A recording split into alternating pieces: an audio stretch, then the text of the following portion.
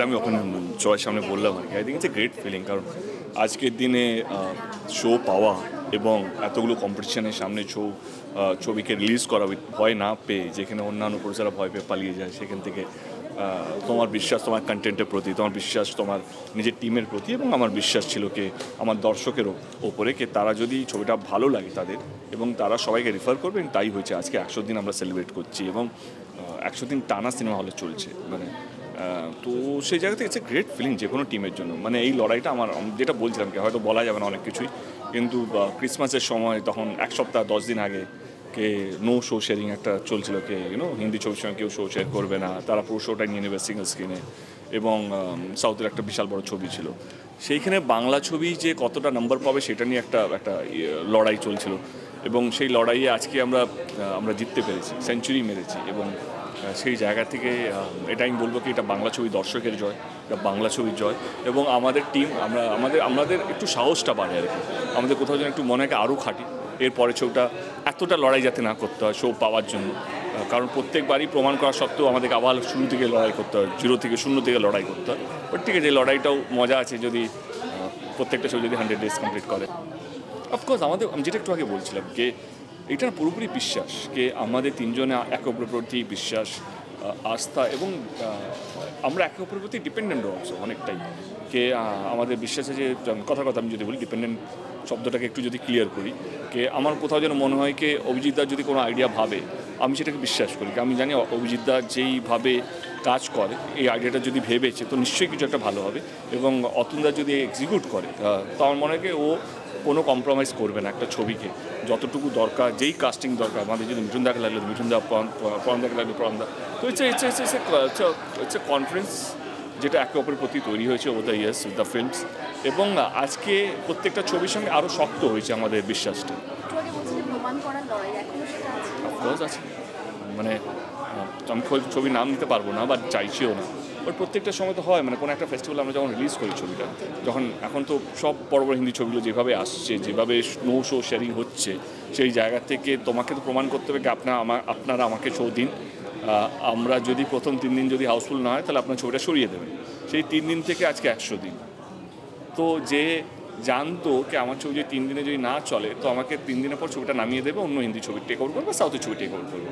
কিন্তু সেই 3 দিনের লড়াইটা আজকে 100 দিন কমপ্লিট করছে। তো মানে এবার তুমি বুঝতে পারছো ইমোশনটা কোন জায়গায়। তো সেই জন্য অনেক কিছু ইমোশন সেটা হয়তো আমরা কথা দিয়ে বলতে পারবো না বা বোঝাতে পারবো না, বাট এই লড়াইটা 3 থেকে 100 দিন অবধি জার্নিটা, এটা সহজ নয়। যতই আমরা বড় তারকা হই না কেন, যতই আমাদের সাকসেস রেশিও 100% হোক না কেন টাচুট, কিন্তু প্রত্যেকটা ছবিতে একটা লড়াই করতে হয়, প্রত্যেকটা ছবিতে কোথাও যেন আবার নতুন করে মরতে হয়, আবার নতুন করে বাঁচতে হয়। তো বাট এখন ইউজ টু হয়ে গেছে।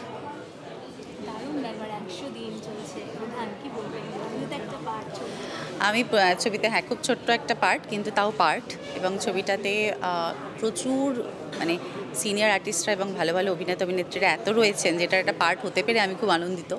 আর সেটা সগৌরবে 100 দিন চলছে, এটাতে বলার কিছু নেই, জাস্ট উপভোগ করার জিনিস। আমি ছবিটা একবারই দেখেছি, হলে গিয়ে ডেফিনেটলি সবাইকে নিয়ে একবারই দেখেছি। এবার যখন আসবে নিশ্চয়ই ZEE5-এ দেখানো হবে, তখন দেখবো আবার।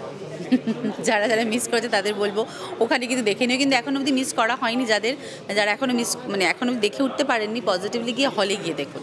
হলে গিয়ে সপরিবারে দেখার মজাটাই কিন্তু আলাদা।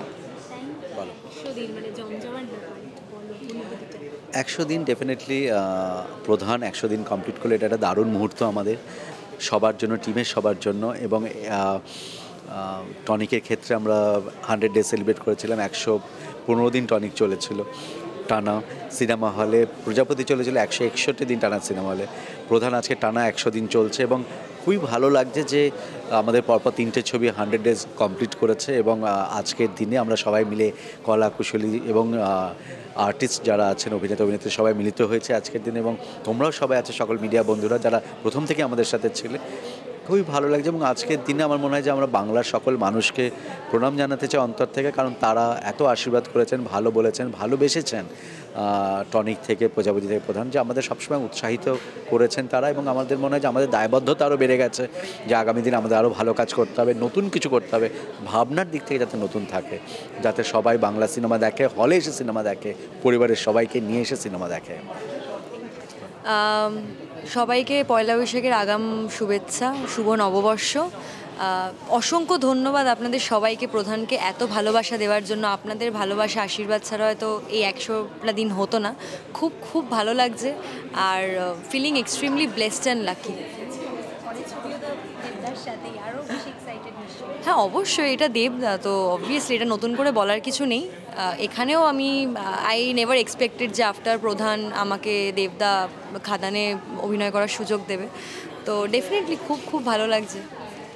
Thank you. হ্যাঁ না অবশ্যই, যে 100 দিন একটা সিনেমা চলছে বাংলা সিনেমার একটু নন্দন ওয়ানে, এটা তো খুবই আনন্দের ব্যাপার। যে একটা জিনিস ভালো লাগে যে ভালো সিনেমা হলে, ভালো কন্টেন্ট হলে দর্শকরা দেখেন। নেপথ্যে একটা লড়াই আছে যেটা তোমরা তখন বলছিলে, কিন্তু তোমরা কখনো সেটা এক্সপ্রেস করোনি। আজকের দিনে দাঁড়িয়ে কি মনে হচ্ছে? না না, লড়াই সেইভাবে কিছু নেই, কিন্তু আমরা লড়াই মানে হচ্ছে যে আমাদের ভেতরে যে আমরা সবসময়, আমরা তো একটা পরিবার, প্রধান পরিবার, বিশেষ করে অভিজিৎ, শুভদীপ, আমি, দেব, চারজনে একসাথে বসে 1 বছর ধরে একটা ছবি তৈরি করি।